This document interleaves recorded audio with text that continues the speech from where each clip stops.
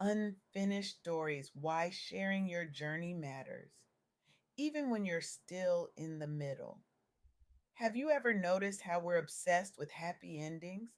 The triumphant entrepreneur with the billion-dollar exit, the cancer survivor 5 years in remission, the relationship that overcame impossible odds. We crave these neatly packaged success stories because they give us hope that our messy middles will eventually resolve too. But what if we've been getting it all wrong? I had the extraordinary privilege of interviewing Malika Sadani recently, a visionary who transformed from corporate finance professional to founder of the Moms Company, one of India's most successful mother focused brands. What struck me wasn't just her impressive business metrics, but her radical commitment to transparency throughout her journey. Malika hasn't just changed an industry, she's revolutionized how women entrepreneurs view vulnerability as a leadership strength. And her insights changed everything I thought I knew about the power of unfinished stories.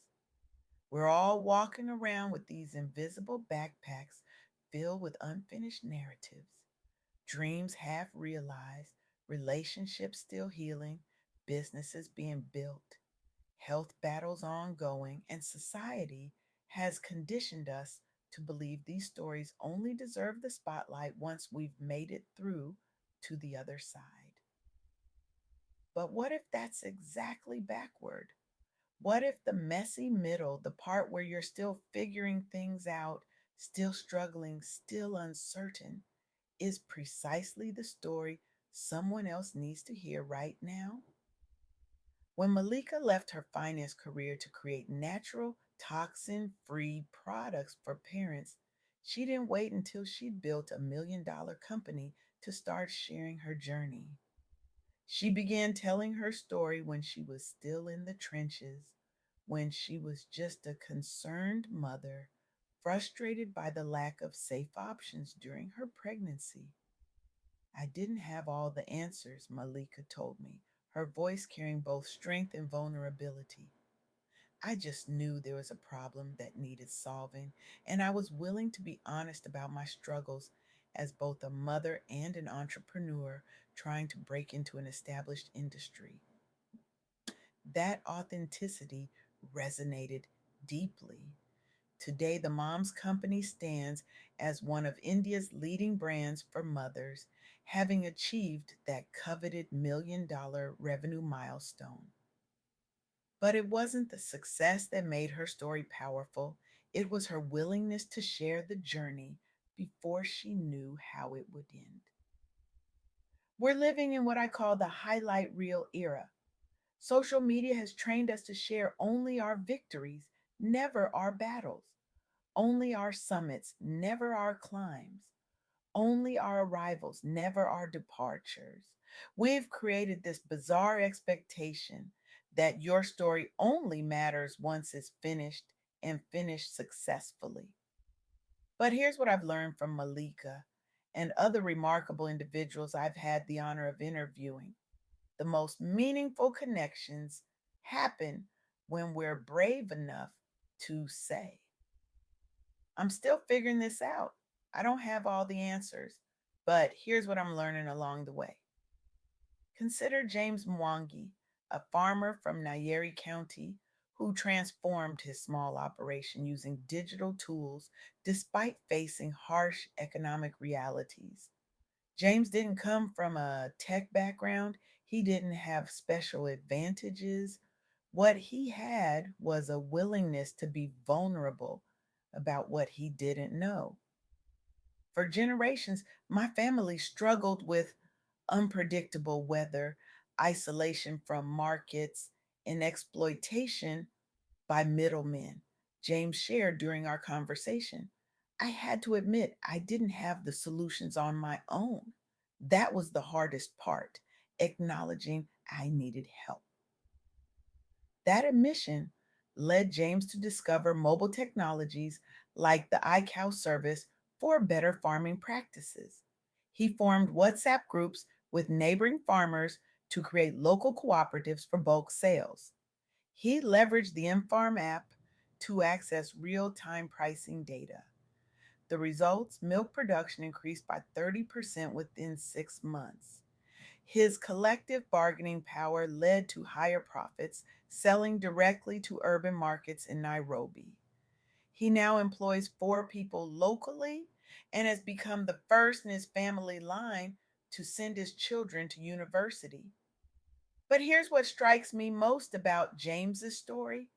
He became a model across East Africa, not after he'd made it, but while he was still in the process of figuring things out.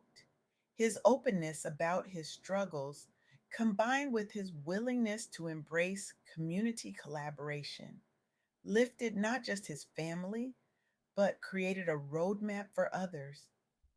This pattern of sharing before success is complete appears again with Malika Danny, founder of Moms Can Paint.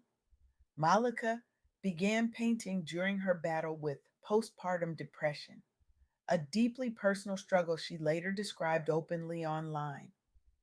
The world is your canvas, go paint it, became her rallying cry, not because she had conquered her depression, but because she was actively working through it.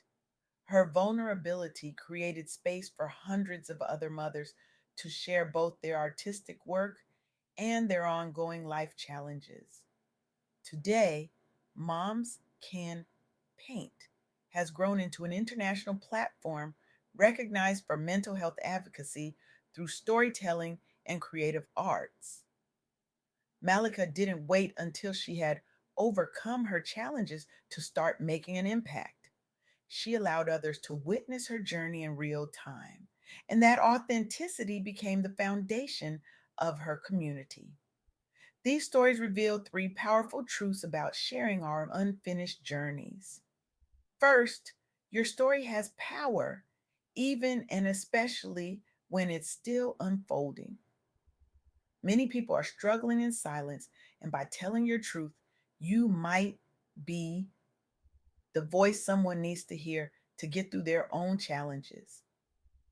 Second, perseverance is a journey, not a destination. Even if you haven't made it out of your struggle yet, continuing to push forward is itself an act of courage and inspiration. The very act of continuing despite uncertainty is the story. And third, community and innovation can turn obstacles into opportunities. By connecting with others and embracing new approaches or technologies, you can find strength and solutions even in difficult circumstances. I'm reminded of something Malika Sadani told me that stopped me in my tracks. The most valuable thing I share isn't my success, it's my struggle, because that's where people see themselves. Think about that for a moment. It's not in our polished presentations that people find connection, it's in our honest admissions of difficulty. When Malika openly discussed the challenges of transitioning from finance to entrepreneurship, of building trust as a newcomer, of competing against established brands, that's when other women entrepreneurs leaned in. That's when they thought, if she can navigate this while being honest about how hard it is, maybe I can too. Her transparency about the journey helped shift industry standards toward ingredient transparency. Her visibility inspired other women entrepreneurs globally, not because she waited until everything was perfect, but because she was willing to share the messy, complicated, beautiful process of building something meaningful. The same is true for James Mwangi. By documenting his digital transformation journey while it was happening, not after it was complete, he created a real time case study that other farmers could follow. His story became accessible precisely because it wasn't retrospective wisdom from someone who had already made it. It was practical knowledge from someone still walking the path.